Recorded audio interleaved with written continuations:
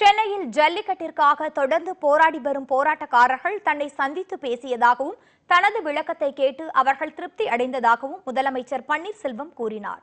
பிரதமரை சந்திக்க டெல்லி செல்வதற்காக சென்னை விமான நிலையத்திற்கு வந்தபோது செய்தியாளர்களை சந்தித்த அவர் இவ்வாறு கூறினார்.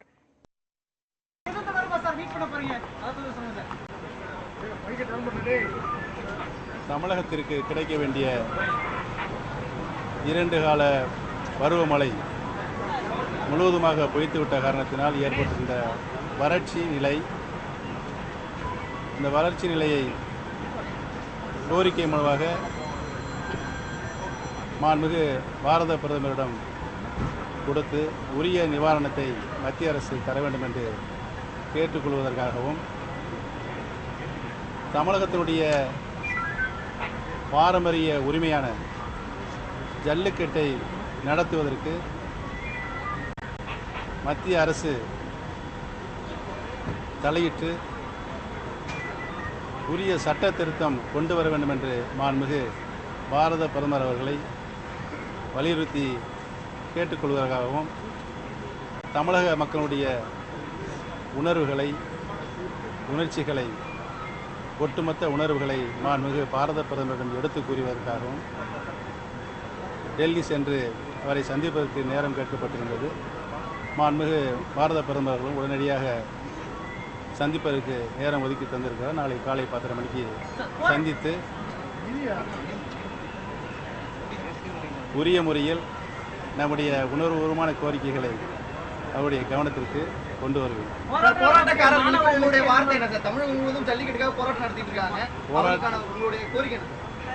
அவருடைய நியாயமான கோரிக்கையினை போராட்டக்காரர்கள் எனக்கு சற்று நேரம் முன்னால் என்னை சந்தித்து அவருடன் உரையாடி நான் சொன்ன விளக்கத்தை அவர்கள் முழுமையாக கேட்டு திருப்தி அடைந்திருக்கிறார்கள் என்பதை தெரிவித்துக் கொள்கிறேன்.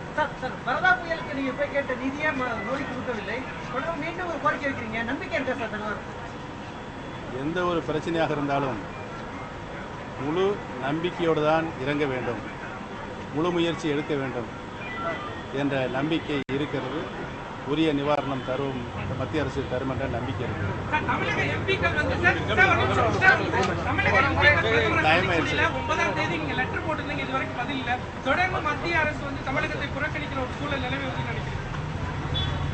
இல்லை, இந்த பிரச்சனையில் மத்திய அரசு புறக்கணிக்கிறது என்று நாம் எடுத்துக்கொள்ளக்கூடாது. மத்தியிலும் மாநிலத்திலும் ஒரு நல்ல சுமூகமான உறவு இருக்க வேண்டும் என்று மாண்புமிகு இதயம் புரட்சித் தலைவி அம்மா அவர்கள் கடந்த காலங்களிலிருந்து நம்முடைய உரிமையை, நாம் பாரம்பரிய உரிமையை தொடர்ந்து கேட்கின்ற நிலையில்தான் மாண்புமிகு இதயம் டாக்டர் புரட்சித் தலைவி அம்மா அவர்களும் ஒவ்வொரு பிரச்சனையிலும் வாதாடி போராடி உரிமையை பெற்றுத்தந்திருக்கிறார் என்பது சரித்திரம். மாண்புமிகு அம்மாவுடைய வழியில் சென்று கொண்டிருக்கின்ற தமிழக அரசு உறுதியாக நமக்கு நியாயம் கிடைக்கும் வரை சட்டபூர்வ நடவடிக்கைகளை மேற்கொள்ளும் என்பதை தெரிவித்துள்ளது.